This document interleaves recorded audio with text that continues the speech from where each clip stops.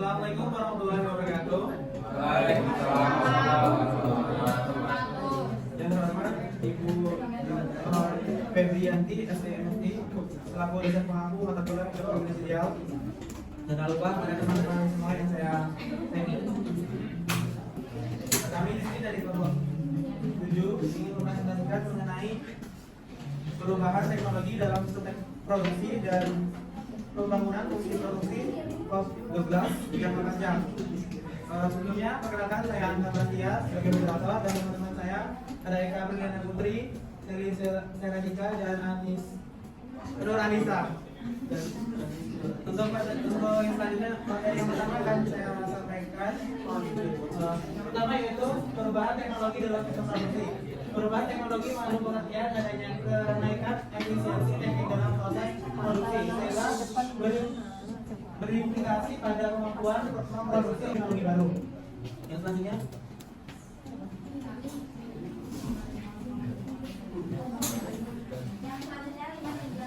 penggunaan fungsi produksi COP12 jangka panjang. Fungsi produksi COP12 jangka panjang dapat digunakan untuk menganalisis performance sistem produksi perusahaan dalam periode jangka panjang agar memberikan informasi yang bermanfaat bagi perencanaan jangka panjang. Apabila suatu sistem produksi hanya menggunakan jenis di modal K dan tenaga kerja R dalam periode produksi jangka panjang, maka fungsi produksi COP12 jangka panjang maupun jangka panjang dari modal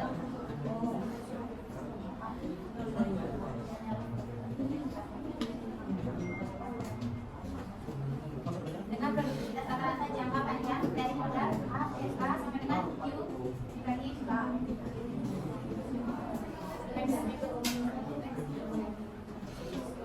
Yang ketiga, tingkat substitusi. Beberapa informasi di atas yang dapat langsung diperoleh dari fungsi produksi COP12 telah membuat model COP12 yang diperkenalkan oleh Charles Koch dan Paul Douglas pada tahun 1920-an. Menjadi populer dan digunakan secara luas dalam ekonomi manajerial. Kedugaan fungsi produksi COP12 jangka panjang dapat dilakukan dengan menggunakan bantuan model penyesuaian parsial envelope spatial adjustment model yang diperkenalkan oleh Marcel pada tahun 1958. Hal ini disebabkan karena output produksi jangka panjang tidak dapat diukur, sehingga proses produksi jangka panjang diubah berdasarkan data output produksi aktual jangka pendek selama beberapa periode waktu.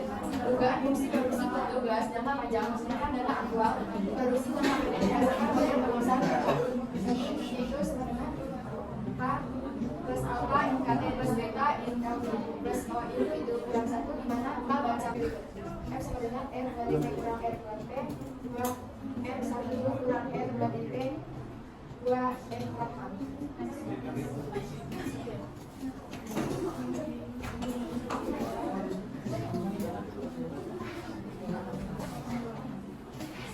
Selanjutnya, statistik F yang akan lebih fungsi mengikuti distribusi F dengan derajat bebas M dan N K. Dari berbagai rangkaian analisis yang dilakukan di atas, kita dapat melakukan fungsi F sebagai berikut. Yang pertama, F2 adalah selisih antara nilai F2 kuadrat dari fungsi jangka panjang PPP tanpa pembatasan berdasarkan pendekatan Newton dan nilai R kuadrat dari fungsi produksi COP12 dengan pembatasan skala output yang konstan dalam kasus di atas F2 dengan 0,9330 dikurang 0,7839 sama dengan 0,1491 dB. Yang selanjutnya M adalah banyaknya pembatasan linier atau number of lane restriction. Dalam kasus di atas ada satu pembatasan linier yaitu A plus B sama dengan 1, jadi M sama dengan 1. Yang selanjutnya NK adalah selisih antara banyaknya data pengamatan atau number of observation dan banyaknya parameter dalam model regresi tanpa pembatasan skala output yang merupakan derajat bebas dari persamaan dari fungsi COP12 jangka panjang berdasarkan pendekatan Newton.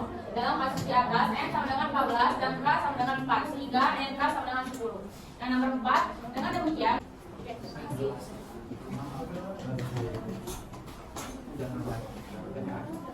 itu saja materi yang kami ingin sampaikan. Selanjutnya yaitu sesi tanya jawab. Dua saja ya.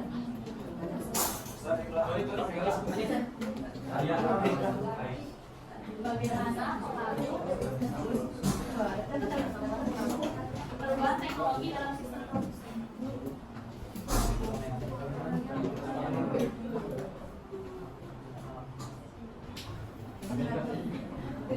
Yang belum ya, yang belum nanya ya.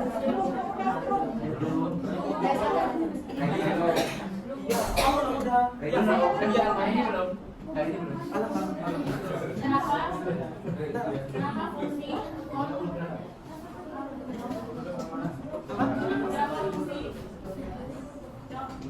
Douglas banyak digunakan oleh peneliti? Kenapa fungsi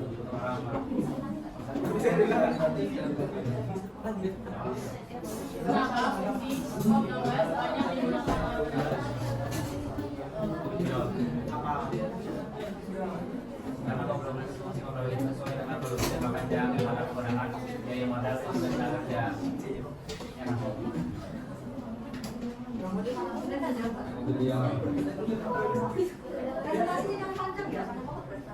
yang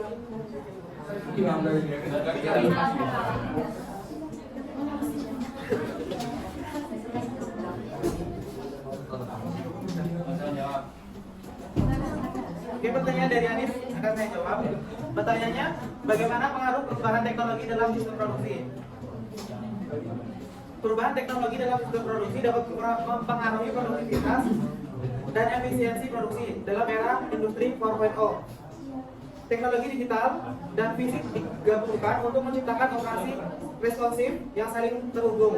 Teknologi berbasis internet seperti Internet of Things atau IoT dapat membantu meningkatkan kualitas produksi dan efisiensi operasi pabrik secara waktu yang nyata. Selain itu, otomatisasi industri juga mampu melahirkan bisnis baru yang memperluas peluang bisnis di bidang teknologi. Dampak positif lainnya dari otomatisasi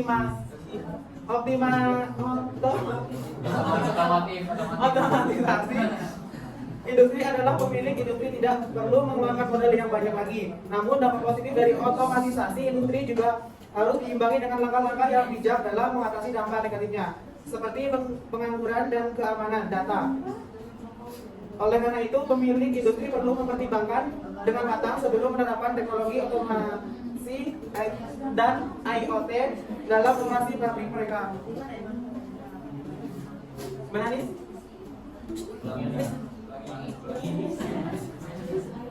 Yang selanjutnya akan dijawab oleh Eka. Saya akan menjawab pertanyaan dari dia. Kenapa fungsi COP12 banyak digunakan oleh peneliti? Beberapa hal yang menjadi alasan pokok fungsi produksi COP12 lebih banyak digunakan oleh para peneliti adalah menyelesaikan fungsi COP12 relatif lebih mudah. Hasil pendugaan garis melalui fungsi COP12 akan menghasilkan koefisien regresi sekaligus menunjukkan besaran elastisitas.